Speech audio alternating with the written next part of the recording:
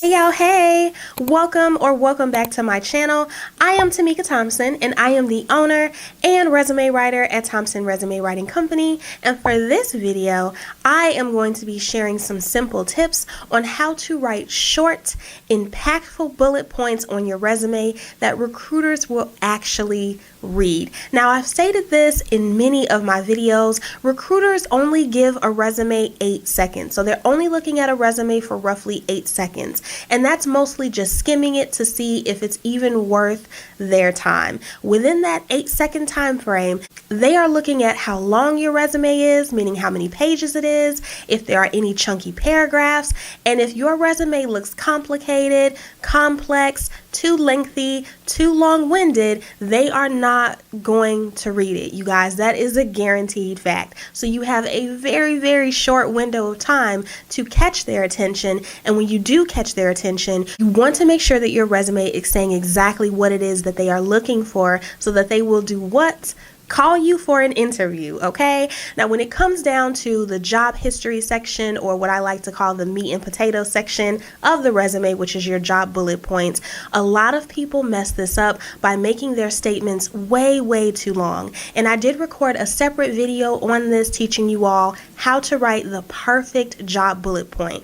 But the tips that I'll be sharing in this video is going to give you specific tips on how to keep those job bullet points as succinct as possible. So without further ado, let's get right into it. Number one on this list is to use the actual number of the figure that you are listing on your resume as opposed to spelling it out. So instead of writing or typing out 8, so E-I-G-H-T, just use the number 8. This way it is way less characters and it gives space in the line for you to list or communicate other things. Another example would be, instead of writing out 100, so O-N-E space H-U-N-D-R-E-D, just use 100.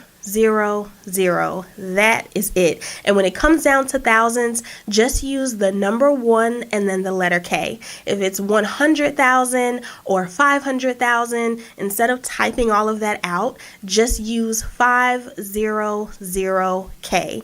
That is it. That can literally save you, I want to say, dozens if not hundreds of characters, especially depending on how many numbers you're going to have throughout your resume, which should be a lot, right? So I state in my videos all the time to make sure that you are quantifying any and everything on your resume that you can to communicate your success. And this also goes for percentages as well. So some people will say increase, operational efficiency 50%, and they'll literally type out FIFTY and then the percentage sign, or the PER, they'll write out the PERCENT. Do not do that. Just 50 percentage sign. That is it. I would also like to use this example for anything when it comes to dollars. So instead of saying $500,000, like typing all of that out,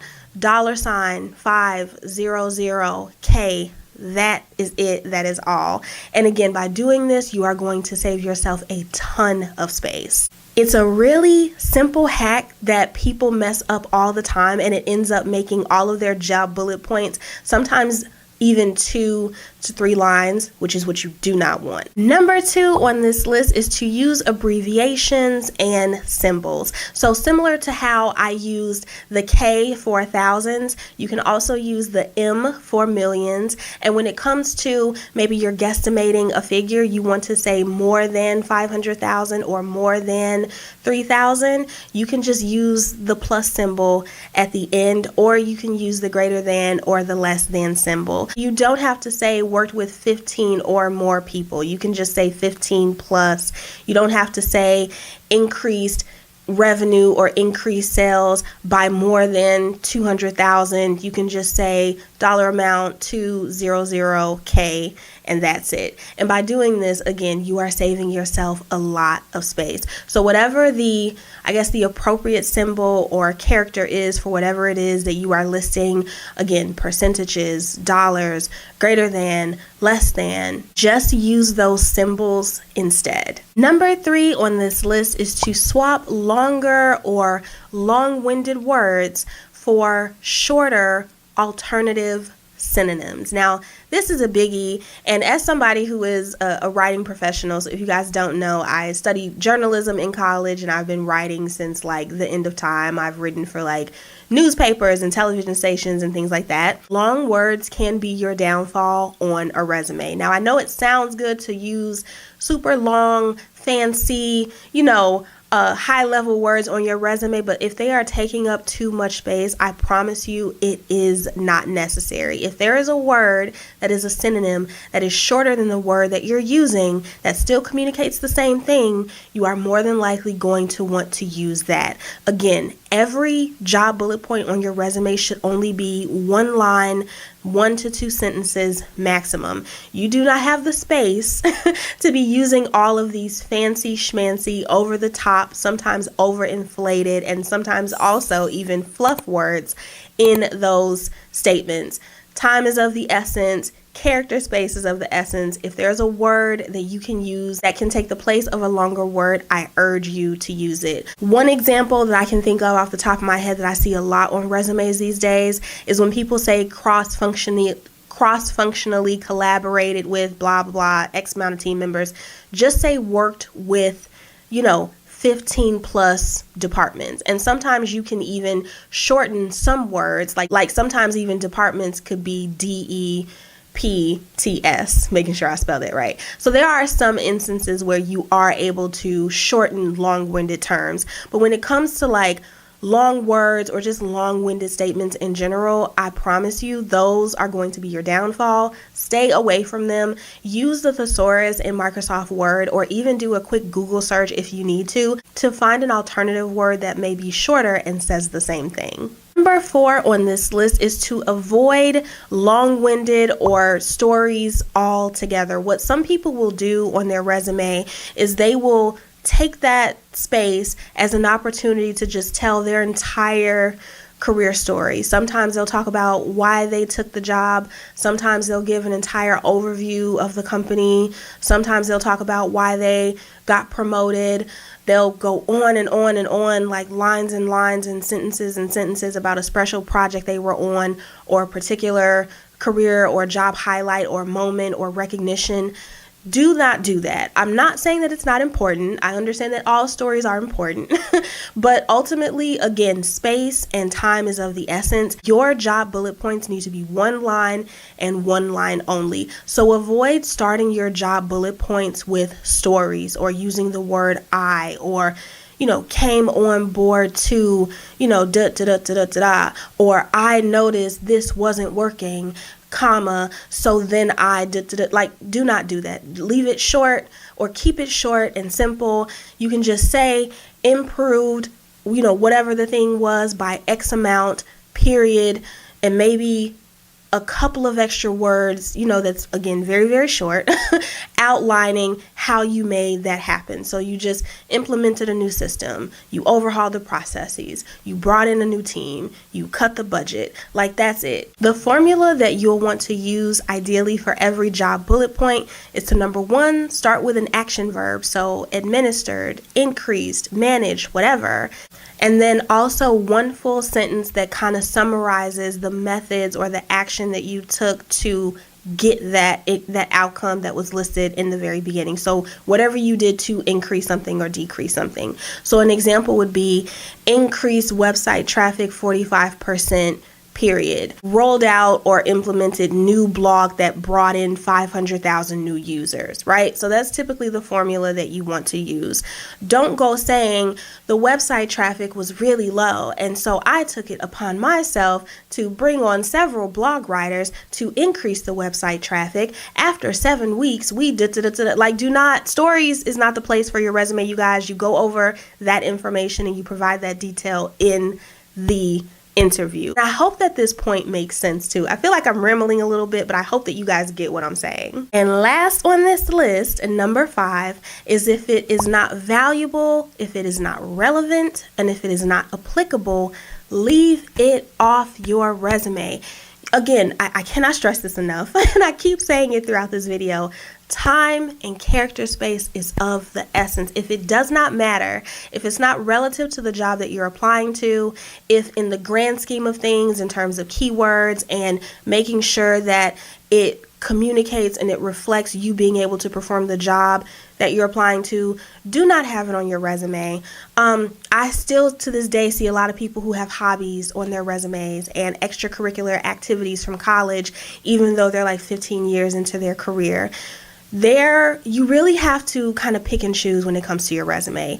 Targeting your resume means that everything needs to be relevant and everything needs to be relative. So if it's neither of those things, and if you sometimes are not able to add a number to it, if you can't quantify it, it has no business being on your resume. So ideally on your resume, you should have the past 10 years of your job history. We talked about that in a previous video, which means you may have 3 to 5, maybe 5 to 6 jobs on there. Keep in mind, you're not going to be able to have everything on there. It's just not realistic. You're not going to be able to have your education, your career overview, all of your jobs, plus volunteer experience, plus certifications, plus hobbies, plus reference. Like, none of that is necessary. Make sure that to keep your resume within that 2-page maximum length, or maybe even a page and a half, that everything on there is valuable and a recruiter is going to look at it and say, oh wow, this really, makes a difference in me seeing this person is qualified for this job. I really want to call them for an interview. And a good way of trying to figure out if something in particular should be on your resume, number 1 is to make sure that you are reviewing the keywords in the jobs that you're applying to. We talked about that in another video, talking about keyword research, how to perform keyword research, how to conduct it, how to figure out the right keywords to have in your resume.